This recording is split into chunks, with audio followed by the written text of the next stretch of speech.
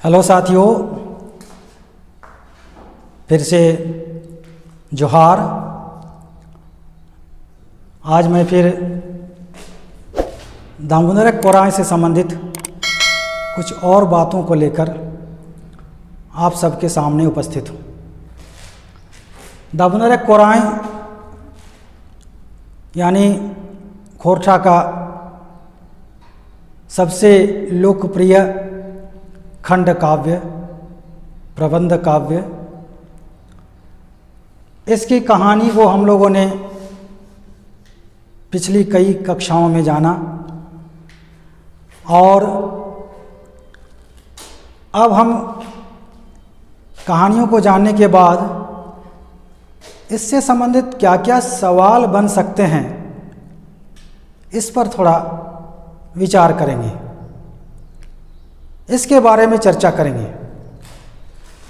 तो दामोदर कोराय से जो सामान्य प्रश्न हैं कि इसके लेखक, इसके कवि कौन हैं, इसका प्रकाशक कौन है, कब प्रकाशित हुआ था पहली बार, दूसरी बार कब प्रकाशित हुआ,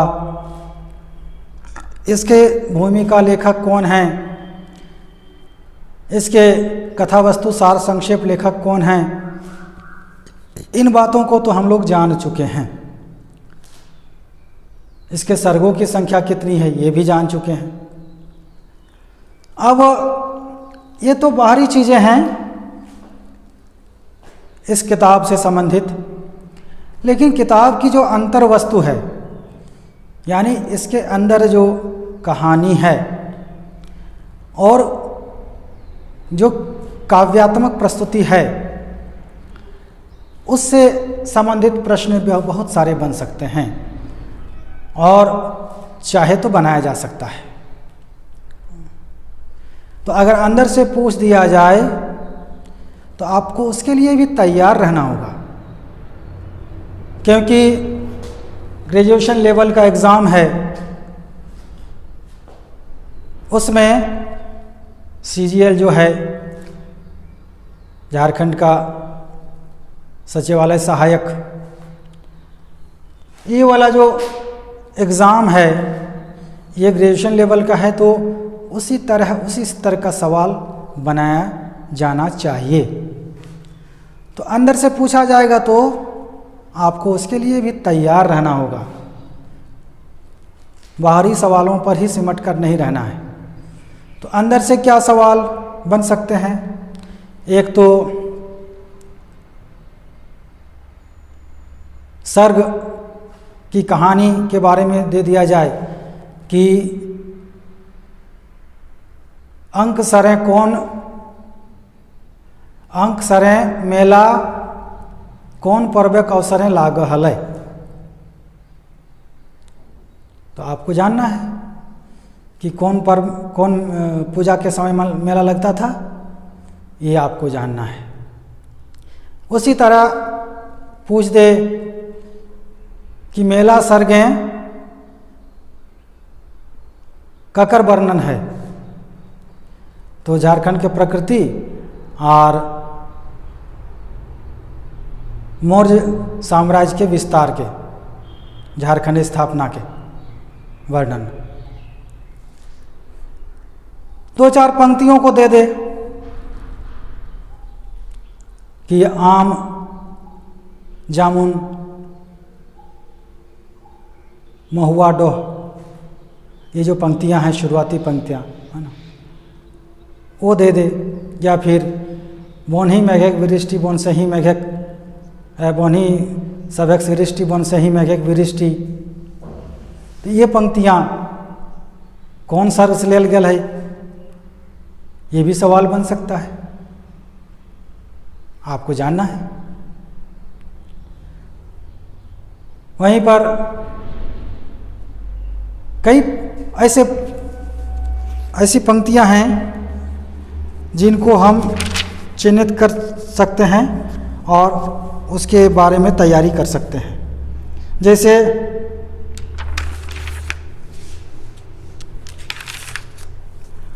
बोनेक बांदर 12 बेगत 13 चूल्हा चेठा, ये सवाल, ये पंक्तियाँ इन पंक्तियों में का मतलब क्या है, ये सवाल पूछा जा सकता है।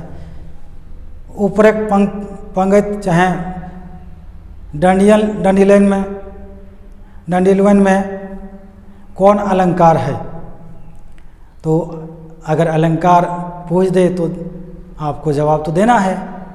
हालांकि अलंकार, छंदरस अलंकार आपके पाठ्यक्रम में नहीं है, लेकिन काव्य का वो आवश्यक तत्व है, उसको जानना है आपको। तो मोटे तौर पर इन बातों को की भी जानकारी आपको रखनी होगी। इसके बाद मान लीजिए ढिपा डहान नदी करगा की कोनो कथा कहत, बोने तो पायल चौपतल माटी की कोनो गाथा कहत, ये कहाँ पर है और किस किताब से, किस कविता किताब से लेल गेल है, ये सवाल पूछा जा सकता है। तो आप जान सकते हैं ये दामोदर कोराई का महत्वपूर्ण पंक्तियाँ हैं उसकी, क्योंकि ये इसी पर आधारित है पूरा काव्य, इसी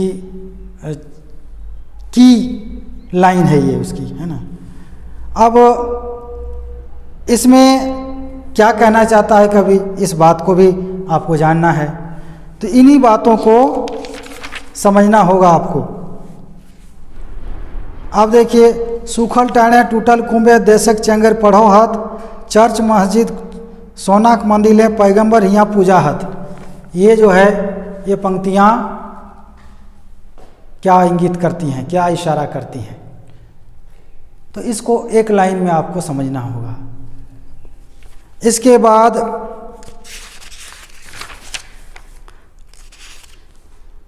खेचा टोना रोटी खातिर मानुस हियाँ फिफिया हत, घीवे छाकल रोटी खाए कुकुर पूछ हिलवो हत।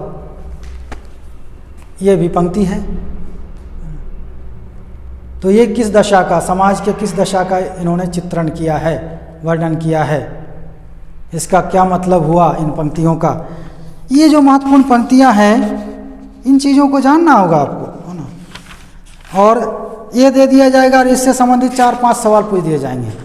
इन पंक्तियों से 5 सवाल तक पूछा जा सकता है, चाहे तो 10 सवाल भी पूछा जा सकता है। तो इस तरह आपको कई एंगल से तैयारी करनी होगी, है ना। सिर्फ आपको कहानी ही नहीं जाननी है, सिर्फ आपको किताब से संबंधित जो सूचनाएं हैं उन्हें ही नहीं जाननी होंगी, है ना। बल्कि अंतर वस्तु यानी भीतर जो वस्तु है, विषय वस्तु है, और उसको जो प्रस्तुति किया गया है, उसकी जो प्रस्तुति की गई है, उससे संबंधित जो पंक्तियां हैं, उन पंक्तियों के मर्म को भी समझना होगा, उसके साहित्यिक महत्व को और मूल्यों को भी समझना होगा, साहित्यिक दृष्टिकोण से उसका आकलन भी करना होगा। तो जैसे मान लीजिए कहा जाए कि सरंची और कमल में जब पहली बार भेंट होती है दोनों की, तो उस समय कैसन रस के निष्पत्ति भेल है, कैसन रस, साहित्य रस, कविता में जो रस होता है 9 तरह के रस माने गए हैं। तो 9 रसों में से कौन सा रस वहाँ पर दिखाई उन्हें कवि ने प्रस्तुत किया है।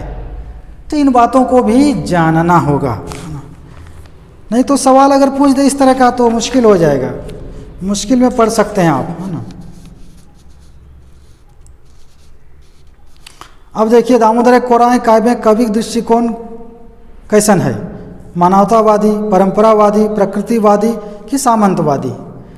तो ये आपको जानना है कि कौन वादी है। दामोदर कोराई काव्य में कौन दर्शन के समर्थन करल गेल है, ये पिछली कक्षा में मैंने बताया था। उमादित्य राजे सबले पहिल बोध भिक्षु कहाँ आपन प्रवचन करल हला, तो ये भी जानना है। ये तो कहानी से संबंधित बातें हैं।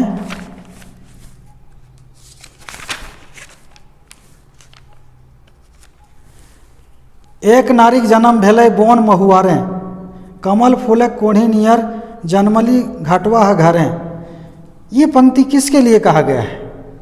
इन पंक्तियों में किस नारी के जन्म की बात कही गई है? ये भी सवाल बन सकता है। अब चूल वलक चाम चाकर चौंक चोक चनफनिया, चेगराई के चाटन चाटे चकर चकर गमगमिया। ये जो पंक्ति है कितनी सुंदर पंक्ति है। यहाँ पर ये किसके बारे में कहा गया है? चूल वलक चाम चाकर चौंक चोक चौंक चोक चनफनिया, चेगराई के चाटन चाटे चकर चकर गमगमिया। यहाँ कौन से अलंकार का प्रयोग कवि ने किया है, इसको भी समझना है आपको, है ना। च का बार बार यहाँ पर दोहरा हुआ है, तो ये काव्य शास्त्र के हिसाब से आपको समझना है कि कौन सा अलंकार है। अगर आप जानते हो तो समझ गए होंगे कि यहाँ पर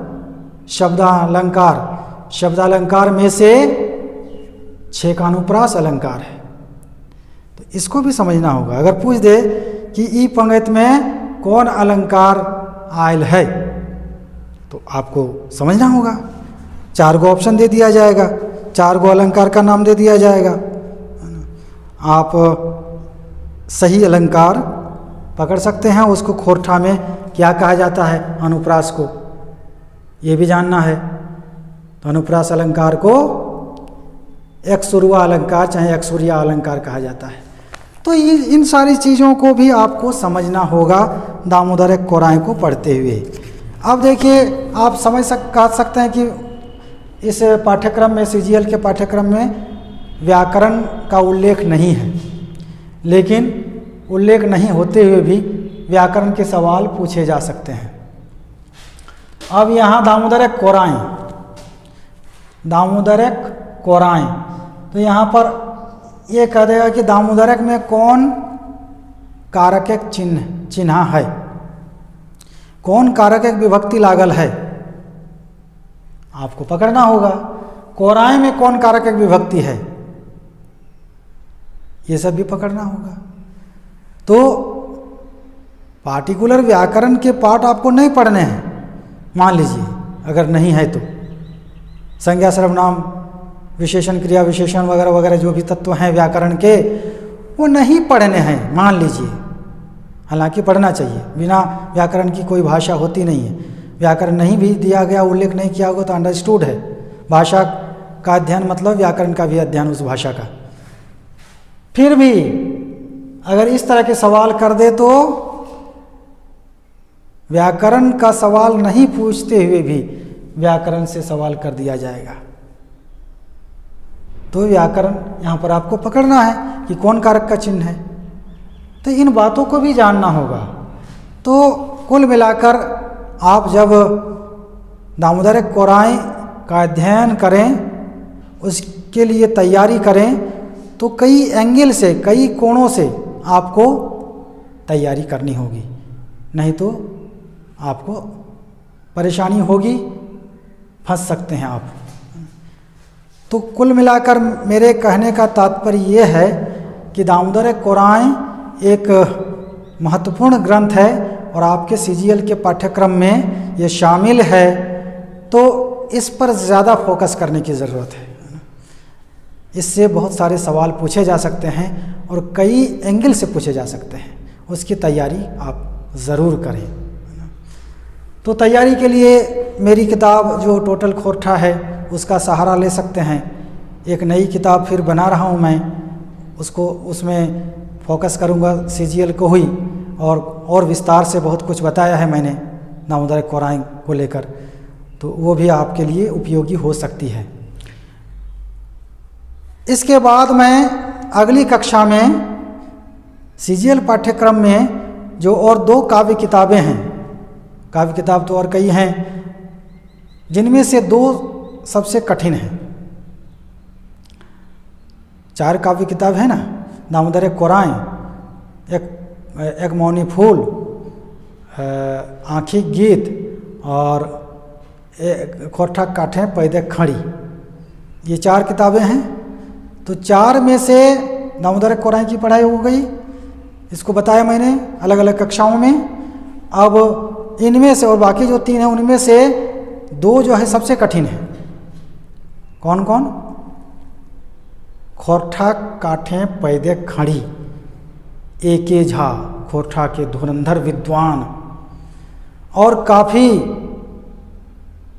टेढ़ा ढंग से बात को रखने वाले, यानी बहुत ही लक्षणा और व्यंजना में बात को रखने वाले कवि एके झा, उनकी रचना है। विचार और अपने कठिन काव्य शैली से भरी हुई रचना है उसमें उनकी।